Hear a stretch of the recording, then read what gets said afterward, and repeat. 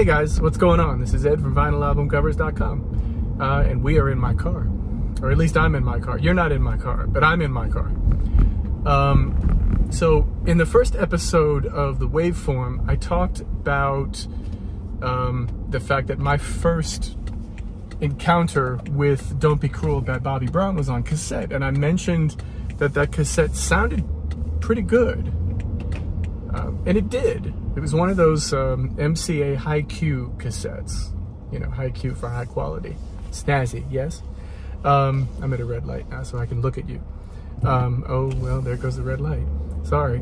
I'm not being rude, I'm just driving my car. But I mentioned that that cassette sounded pretty good. You know, for a cassette, not bad at all. And then I went into this rant about cassettes, and you didn't see that rant because I cut it. It just, you know, wrong place, wrong time, all that good stuff. So I cut it. And I was going to let it stand on its own, and then I went back and I looked at it and I realized it doesn't really have a beginning or an end. It just kind of, I just kind of went off a little bit. And excuse me. It deserves better than that, because cassettes should be ranted on. Now I'm gonna talk a bit about the history of cassettes, and then I'm gonna tell you whether or not I think they still have a right to exist. You probably know where I'm going with this. But cassettes began in the 1960s, early 1960s, as a dictation medium. They were intended just for speaking, nothing else. And for that purpose, they're great. I mean, the human speaking voice operates in a spectrum of frequencies that cassettes are more than capable of handling. So no big deal. And if it's just talking, who cares about hiss, right? Not a big deal. So it's perfect for that. Yes, yes. I can look at you again. That's my hand. And this is a steering wheel. But then, for what I perceive to be fairly obvious reasons, record labels and manufacturers got it into their heads. It would be good to use it as a means of transporting music, as a music carrying medium. And so they improved the formulation of the tape. And we ended up with like ferrite oxide, which is what's used in just regular old normal bias cassettes. We ended up with chromium oxide, which is what's used in Type 2 tapes. There was a Type 3, but Type 3 didn't stick around very long. It was kind of a combination of those things. And then we ended up with Type 4, which is metal tape, which has metal particles in it, which is the best sounding of all of the different kinds of tape. And so it was that they started to put pre-recorded music on cassettes. Of course, they didn't use metal, and they didn't use chromium oxide. Instead, they used ferrite oxide, which is hot garbage. And that's what they put pre-recorded albums on, at least at first, and for a very long time after. It was only later when we ended up with things like, you know, XDR, and not necessarily XDR, but like Digilog. You know, the cassettes still are what they are, but that was done with digital technology. But let's not get sidetracked by that stuff.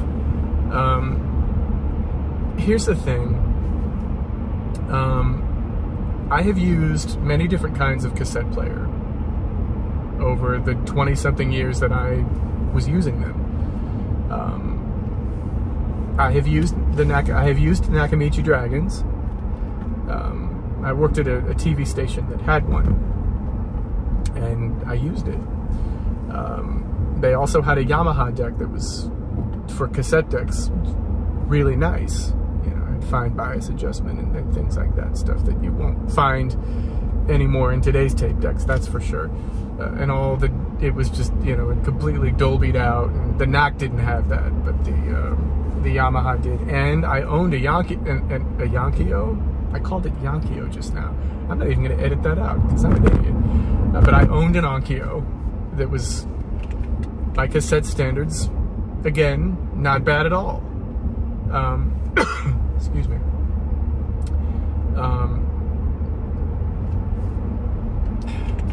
trying to figure out where to go with this next. Here's the thing. We put up with cassettes for one reason only. We put up with cassettes because they were portable. That's the reality of the situation, because we could take them with us. Every car had a cassette deck. Heck, you could wear one. Cassette deck, portable cassette players, like Walkman, and like the Walkman. It was called the Walkabout somewhere else.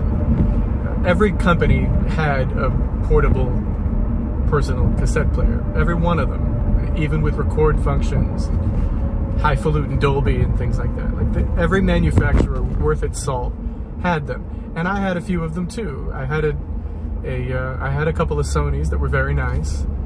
I had a Lloyd that was terrible. I had a Toshiba that was very nice. So I had, you know, and very nice in terms of feature and playability and things of that sort. I even had a Sony that recorded, which was kind of fun. I remember there was one that they had that had like a card. It was a cassette player, but it had a card. You would stick the card into the cassette slot, and you'd hit play, and then you'd have the radio. So that was novel. I mean, it was a toy, but it was novel. I didn't have that, but I knew someone who did, and it was kind of fun, you know. But again, to be clear, the only reason that we used cassettes is because they were portable, not because they were great, because they never were. It was only because they were portable. That's the only reason they lasted as long as they did. And once the manufacturers started to figure out how to really make CDs portable in a useful way, because at first when they tried it, you know, the Sony came out with the Discman, but it wasn't really, you couldn't really carry it with you because it didn't have a memory buffer in it.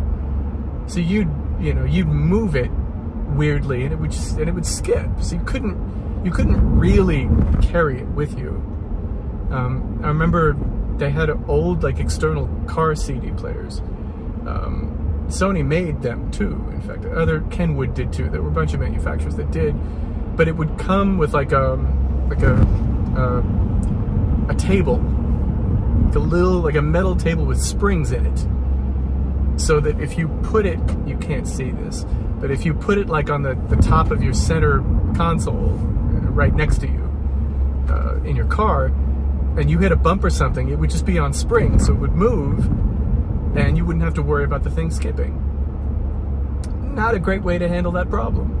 Thing needed a memory buffer, but memory was so expensive that it took them a second to figure it out. And once they did, then we were rolling, and cassettes started to become less than dominant. They kind of became a haven for those who just didn't want to spend the money on CDs. And sometimes I didn't. I was one of those from time to time. Not often, because of how bad they sounded, but I was one of those every once in a while. Hence the reason I had Don't Be Cruel by Bobby Brown on cassette and not on CD. CDs did exist then. I just didn't have it that way. It was more expensive. Didn't feel like spending the money. Didn't have it to spend at that point, if I recall correctly. But anyway, once manufacturers figured out memory buffers in CD players, it was over for cassettes. Even if they didn't know it, that's when it ended. Because then CDs became totally portable, and they had great sound. Well, what about recording, you might ask? Cassettes could record, you couldn't record CDs. Not right away you couldn't, that's true. But eventually you could. And out came the CDR. And before that, let's not forget the Minidisc. I went all in on Minidisc. I'll put a video link in the description for a really good video on Minidiscs. Techmoan did one that was just great. I've watched it, and it's exactly how I remember things going. And I love the fact that he dived into Minidisc just like I did, because I was pressed, and so was he. So it's good to know that I'm not completely crazy. Thank you, Matt. But I went for them right away. I got the MZ1, which was the first model of Minidisc player, and we had a very nice time together, he and I. We made many mixed mini discs. Didn't buy, I think I bought maybe 2 pre-recorded ones just for a lark, but not really. I mean, I was basically just using them for portability.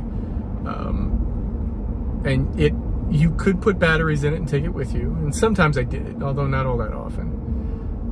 And over time, there were portable Minidisc players. I even had one in my car. I'll go further. This is how crazy I was. I had a Plymouth Neon. It's in let me think about this real quick. I can't remember the year. Oh, sheesh. Like 1991, I think, Plymouth Neon. It was green, not neon green. Don't get smart with me. But it was a Plymouth Neon, darn it. And I liked it. My grandfather got it for me. Lovely gift. And over time, I spent the money to get a Minidisc player in it.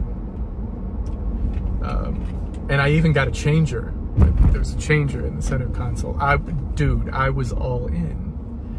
But that was a dramatic improvement sonically. Even though it used 8-track compression, and even though this, even though there were compromises being made because of the compression, it was still light years ahead of what cassettes could ever be. So I was all in. I was very happy with my Minidiscs. Judge me if you have to. Unfortunately, they didn't really work here in America. They took off big time in Japan, but unfortunately, just not here. And now, of course, they're all but a memory. You can find Minidisc players on eBay and things like that, but I'm well out of Minidisc at this point. Anyway, cassettes existed for portability, and once they didn't have a monopoly on portability, cassettes started to go away. And now, here in, as of maybe 10 years ago or so, 10, 15, 20 years ago, let's say 20, cassettes were basically gone. Nobody was buying them. There were very few of them being made, usually by like indie bands or something like that just didn't feel like spending the money on having records made or CDs made. So they'd get cassettes or something, and there's nothing wrong with that. I mean, you do what you gotta do. Cassette players all but vanished from major retailers, because why? What do you need them for? So let's fast forward a bit. So now we're in 2023, and cassettes have inexplicably returned. I'm going to tell you why they've returned. Cassettes have returned mostly because of the kids. The younger generation, the generation after me, I'm 49 now, so the generation after me never got a chance to play with cassettes. And so now they're doing it. They're back now, and so the kids are going to Urban Outfitters, and they're going to other music retailers. Well, not music retailers, but they're going to other spots where they can find cassettes. And they're getting them. Here's the problem. The cassettes that we bought back in the 60s, 70s, 80s, and 90s are not the cassettes that the kids are buying in 2023. I've parked my car so I can look at you now. Hey! But they're not. It's a whole other thing. Here's what's different. First of all, they're just using the cheapest possible tape. Dubbing them at high speeds. Just that's not too different, but that's what they're doing. Another thing to consider is that the Dolby license for Dolby B ran out ages ago. And those licenses are no longer active. So there's no Dolby on these cassettes. So they hiss like cockroaches. There's yet another problem. What are you going to play them on? Well, I suppose if you felt like turning to eBay, excuse me, acid reflux. If you felt like going to eBay, you could find cassette players there, decent ones. Some of them are going to cost you an arm and a leg, for sure, because the collector's market is what it is. But you can find them there. You can also find some new ones if you chose to do something like that. But here's the problem with the new ones. All of the cassette mechanisms are made by one manufacturer, and they are all incredibly cheap. There's a manufacturer that it's just one manufacturer that makes them all. There's one cassette mechanism. There are not a bunch of cassette mechanisms like there used to be back in the day when, you know, Iowa would make its own, and Onkyo would make its own, and Sony would make its own, and Kenwood would make its own, and so on and so forth. And Panasonic would make its own, and, you know, whatever. That's not a thing anymore. There's only one manufacturer making a cassette mechanism, and every new cassette player that you find will have this mechanism in it, and only this mechanism in it. And this mechanism is plasticky, and it's cheap, and it sounds bad. So the last thing anybody wants, if you care, the last thing you want is one of those. It's not particularly harmful to the cassette, but it's just, they don't sound good. But then when paired with cassettes that are made these days, maybe it doesn't matter. I don't know, because cassettes made these days are awful. As awful as they were to begin with. And they were, let's be clear, like, cassettes have always been awful. No matter what anyone tells you, they've always been awful. And yes, I did have those oh geez, I can't think now. I did have those Sony Metal Masters. I had some of those. Remember those white ones with the ceramic shell? I believe it was the SAMG that TDK made. I had a few of those. It was like black with like a green stripe along the top. I had those. So I had very expensive blank tapes, thank you very much. And still, it's still a cassette. I mean, let's think about this for a second. You've got this really thin tape, right, in a shell, no matter what that shell is, whether that shell be plastic or ceramic, like the really expensive ones were. It's still this really thin tape in a shell. And if you take that tape and you shake it, you'll still hear it. It's not quiet in there. It can't be. So that tells you everything that you need to know. Before you even put the tape in the deck, you already know that you have a problem. Because it can't be quiet, and you can't go without wow and flutter. You just can't. I don't care what tape deck you're using. You're stuck with it. You literally hear its inadequacies just by shaking the tape. That's all you need to do. Never mind the lack of high end, which is present in every tape deck. It's the media. It's not the deck itself. Ever. Well, not ever, but when you're talking about the really good ones. As far as Dolby's concerned, might as well go there real quick. Dolby isn't terrible, but Dolby just mitigates damage. It doesn't make anything sound great. It's not possible. Dolby is great if you're dealing with like master tapes. You remember in that last episode of Waveform, I showed you like a 2-inch master reel, and I showed you a 1/4-inch half-track reel. Dolby on those things is excellent, but that's not cassette Dolby. That's something called Dolby A. Those particular tapes use DBX, so that's a different kind of noise reduction scheme. But there was something called Dolby A, and Dolby A was excellent. That worked really, really well. I've used it. It works. But Dolby A was not a cassette noise reduction system.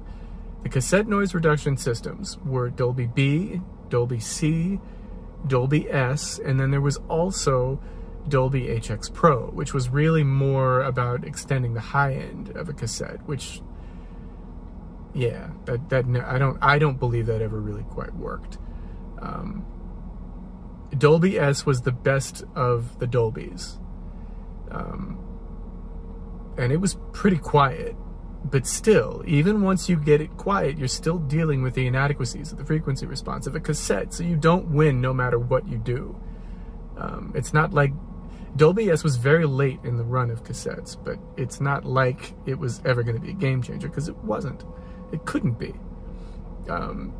Any more than digital compact cassette could be a game changer for cassettes, or which was a bit of a different format, which used the cassette form factor with cassettes that, you know, it worked on digital zeros and ones, just like CDs do. So you couldn't really win there either. Neither could you win with Digilog or anything like that. And we talked about that already. Although that was an improvement, it still wasn't a game changer. It still came down to thin cassette tape in a shell that shook when you moved it. That was the problem that was never overcome. There was no way out of that. So, should you get into cassettes now in 2023? No, you should not. No one should. Again, they only existed for portability. That's why we used them. Now that there is no portability, who cares? Cassettes are no longer necessary. I mean, we have CD if you need it. We have MP3 files. I mean, do I have it next to me? I'm sure I do somewhere. No, I do.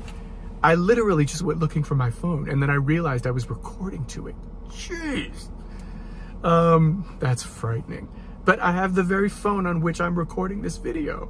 There is, I think, like 5,000 digital files on this thing. 3/4 of them are not MP3. They're either they're ALAC is what they are, so Apple lossless files, which is perfectly fine for, you know, for music in the car. And you're not going to get audiophile sound quality in the car anyway. And I'm not an audiophile anyway, so it doesn't matter. But you're not going to get great sound in a car, in a moving vehicle. You're just not. But I do pretty well in here, I have to say. You know, the sound system in my car is pretty good. So I'm happy with that. But that's how we transport files now. That's how we deal with portable sound now. It's done with, you know, MP3s and ALAC files, and or if you're into FLAC files or things like that. It's not done with media anymore, like CDs, or, I mean, some people still do that. I have a CD player in my car. I just never use it. You know, but that's not how it's done anymore. It's certainly not done with cassettes. They don't put cassette players in cars anymore.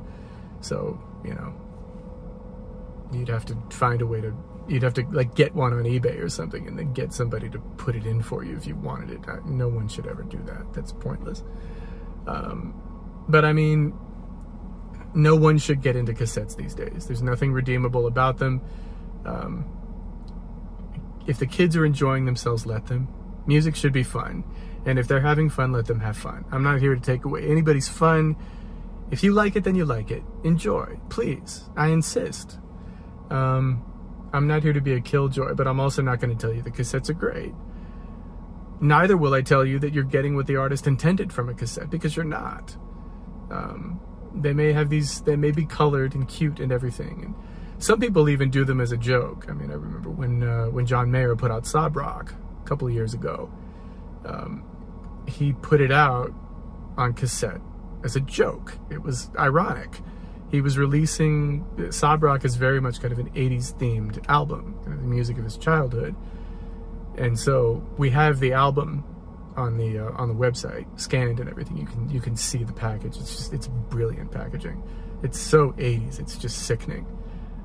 He just nailed, absolutely. His team just nailed it. And for a minute, they made it available as a cream-colored cassette. You could get it on his website. It was a limited edition cream cassette. No, I did not buy one.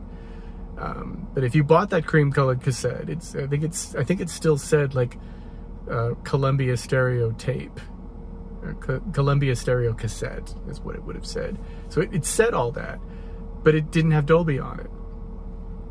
So I mean, it only existed as a joke and as a curiosity and as a tchotchke, not because he expected you to do any critical listening on his cassette, or that he wanted it to be out there that way for sonic reasons. He didn't. It was a joke. Ha ha. Some people bought it. Enjoy. You know, I mean, every once in a blue moon, somebody will put something out on 8-track. That's the worst format that's ever existed. So please don't go there. There's nothing redeemable about them. If you choose to go to 8-track, you do so at your own peril. You will end up getting halves of songs that end on one side and continue on the next. You will end up having to do maintenance on any 8-track that you buy. You'll have to replace the pad.